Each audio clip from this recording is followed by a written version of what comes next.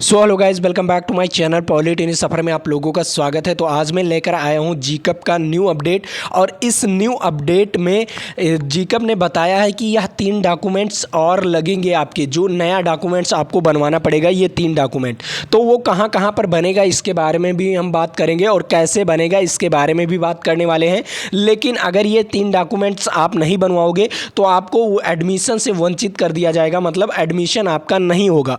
और ये जीकप का नया बदलाव है, क्योंकि ये 2025 में नया बदलाव है, 2024 में ऐसा नहीं था। तो चलिए उस 3 डॉक्यूमेंट के बारे में हम अच्छी तरीके से बात करते हैं, और कहां पर बनेगा और कैसे बनेगा और कितना रुपया लगेगा आपका डॉक्यूमेंट बनने में। तो चलिए आपका ज़्यादा समय नहीं बर्बाद करता हूं, लेकिन उससे पहले मैं कहना चाहूँगा, अगर आपने चैनल को सब्सक्राइब नहीं किया है तो चैनल को सब्सक्राइब कर लीजिए, और वीडियो को लाइक नहीं किए हो तो वीडियो को लाइक कर दो, और अपने दोस्तों तक इस वीडियो को ज़रूर से ज़रूर शेयर भी कर दो।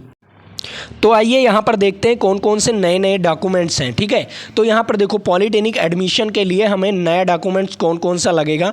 पहला नंबर आपको यहाँ पर दे दिया गया, मैंने आपको ऑलरेडी ये डॉक्यूमेंट्स तो बताया था कि कास्ट सर्टिफिकेट, इनकम सर्टिफिकेट और डोमिसाइल सर्टिफिकेट, ये तो मैंने आपको ऑलरेडी बता रखा है। ठीक है, उसके बाद एफिडेविट। अब एफिडेविट क्या होता है? एफिडेविट जानते हो? अगर मान लीजिए आपने क्लास टेंथ कब किया? क्लास 10 आपने 2024 में पास किया, और 2025, ठीक है, 2025 में आपने जीकप का पेपर दिया। ठीक है, 2025 में, तो 1 साल का गैप है। क्या है? 1 साल का गैप है। तो इस 1 साल के गैप में आपको एफिडेविट बनवाना पड़ेगा, मतलब गैप सर्टिफिकेट बनवाना पड़ेगा, और उसे हम क्या कहते हैं? नोटरी कहते हैं, जो कि वकील बनाते हैं, और वकील लगभग 150-200 रुपये लेंगे और आपका बनाकर दे देंगे। ठीक है, ये रहा डॉक्यूमेंट्स। ठीक है, तो इसे भी आप लोग बनवा लीजिएगा। दूसरा नंबर आपका क्या आता है? 5वें नंबर में कैरेक्टर सर्टिफिकेट। कैरेक्टर सर्टिफिकेट मतलब चरित्र प्रमाण पत्र। चरित्र प्रमाण पत्र कहाँ पर लगता है? चरित्र प्रमाण पत्र और कहाँ पर मिलेगा? आपके कॉलेज में। जैसे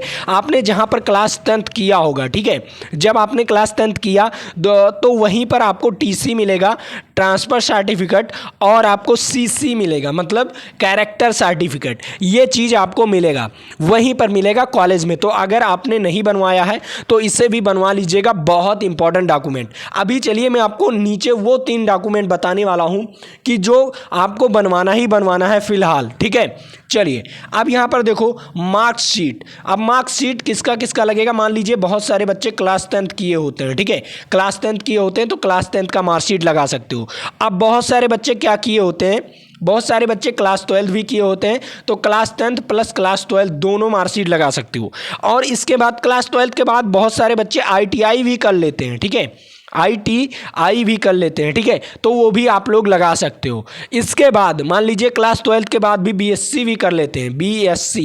ठीक है, BSc BA ग्रेजुएशन, मतलब ग्रेजुएशन भी कर लेते हैं, तो वो भी आप लोग मार्कशीट लगा सकते हो, इसमें कोई दो राय नहीं है। तो आपने अगर क्लास 10 से भी फॉर्म भरा है तो भी ये सारे डॉक्यूमेंट्स लगा सकते हो, अगर है तो। अगर नहीं पढ़े हो तो आपको कोई टेंशन लेने की बात नहीं है। उसके बाद SSC।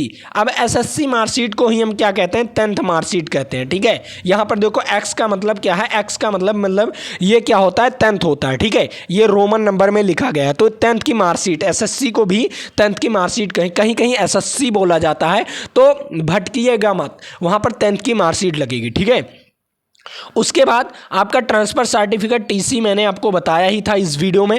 मैंने जो भी वीडियोस बनाया था वहाँ पर मैंने ये वीडियोस में बताया था। अब एडमिट कार्ड क्या लगेगा? एडमिट कार्ड आपका जीकप का लगेगा, जो कि आप पेपर देने गए थे ना, तो वो एडमिट कार्ड लगेगा आपके जीकप का। ठीक है, और काउंसलिंग लेटर। अब काउंसलिंग लेटर क्या है? जब आप लोग डॉक्यूमेंट वेरिफिकेशन करवाओगे ना, तो वहाँ पर आपको काउंसलिंग लेटर मिलता है। ठीक है, क्या? डॉक्यूमेंट वेरिफिकेशन लेटर मिलता है, तो उस लेटर को भी आप लोगों को अपने 3-3 4-4 कॉपी करवा लेना है। ठीक है, तो वो लेटर आपको डाउनलोड करके फ़ोटो कापी करवा लेना है।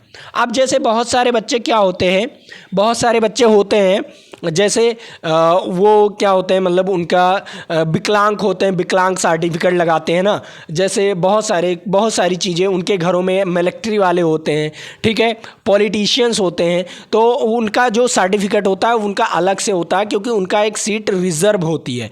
तो वो भी अगर लगाए हो तो उसका भी डॉक्यूमेंट का फ़ोटो कापी आपको लेना ही लेना है। अब स्कूल लिविंग का मतलब क्या होता है? स्कूल छोड़ते हो, जैसे क्लास 10th आपने किया है, इसे छोड़ने के लिए आप क्या लेते हो, ट्रांसफ़र सर्टिफिकेट मतलब टीसी, उसी को हम क्या कहते हैं, स्कूल लिविंग सर्टिफिकेट। ठीक है, अब उसके बाद यहाँ पर सर्टिफिकेट, स्कूल लिविंग सर्टिफिकेट आपका लेटेस्ट होना चाहिए।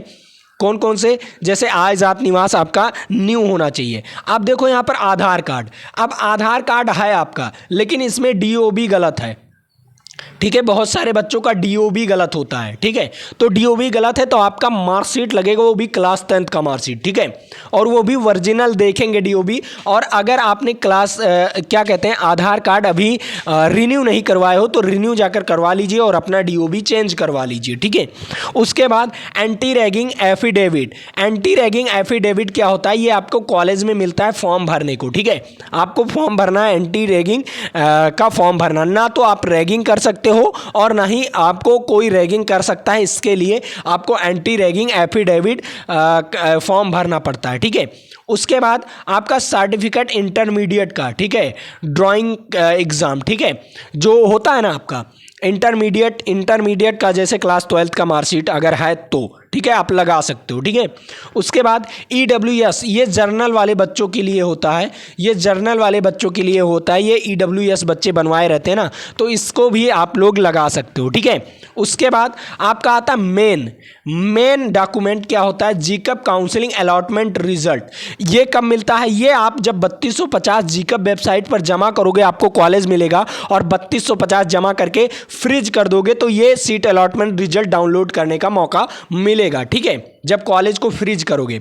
ठीक है, कॉलेज मिलने के बाद आपको जब अपना डॉक्यूमेंट वेरिफिकेशन करवा लेना है, उसके दूसरे ही दिन आपको क्या बनवा लेना है, मेडिकल सर्टिफिकेट, और उसके तीसरे दिन आपको उस कॉलेज में जाना है जो कॉलेज आपको मिला है। ठीक है, मेडिकल सर्टिफिकेट आपको ज़रूर से ज़रूर बनवाना है। ठीक है, उसके बाद आपका क्या होता है, रैंक कार्ड। ठीक है, ये इंपॉर्टेंट डॉक्यूमेंट है, आपको ये रैंक कार्ड भी बनवा लेना है। और आप अपना फ़ोटो, पासपोर्ट साइज फ़ोटो भी 7 से 8 फ़ोटो बनवा लेना है। ठीक है, अभी से। ठीक है, अब जो बच्चे ये चीज़ भरे हैं, ठीक है, VW, ठीक है, PWD सर्टिफिकेट, ये अगर भरे हो ना तो इसे भी आपको बनवा लेना है, मतलब इसका भी फ़ोटो कापी कर लेना है। सबका स्कैन फ़ोटो कापी कैंडिडेट करेंगे। उसके बाद सिग्नेचर आपका होना चाहिए, और बैलेट प्रूफ, हर डॉक्यूमेंट्स पर आपका सिग्नेचर होना चाहिए। जैसे मान लीजिए ये बॉटम है, ये देखो क्या है, ये आपका डॉक्यूमेंट है, पूरा चीज़ लिखा है आपका, और नीचे आपका क्या, यहाँ पर मान लीजिए मेरा नाम अमित है। ठीक है, मान लीजिए मेरा नाम अमित है, तो यहाँ पर मैं अमित पूरा नाम लिखूंगा। ठीक है, अमित यहाँ पर नीचे डॉक्यूमेंट पर, हर डॉक्यूमेंट पर क्या करूँगा, एडमिशन करूँगा। ठीक है, और मतलब क्या साइन करूँगा, सॉरी गाइज, एडमिशन नहीं, साइन करूँगा। ठीक है, इस प्रकार आपको हर एक डॉक्यूमेंट पर साइन चाहिए। उसके बाद बैलेट प्रूफ ID, जैसे आपका अगर मान लीजिए आप आधार कार्ड है तो आधार कार्ड, और पैन कार्ड है तो पैन कार्ड भी लगा सकते हो। आपके पास वोटर ID कार्ड है तो वोटर ID कार्ड भी लगवा सकते हो, उसमें कोई दो राय नहीं है। अब ये सारी डॉक्यूमेंट्स आपको बनवा लेना है, क्योंकि यही सारे डॉक्यूमेंट्स आपके लगने वाले हैं। ठीक है, तो आज के लिए इतना ही रखता हूँ, फिर मिलेंगे आपके साथ अगले वीडियो में, लेकिन आप लोग जरूर से ज़रूर ये सारे डॉक्यूमेंट्स बनवा लीजिएगा। ठीक है, तो आज के लिए इतना ही। जय हिंद, जय भारत। फिर मिलते हैं आपके साथ अगले वीडियो में।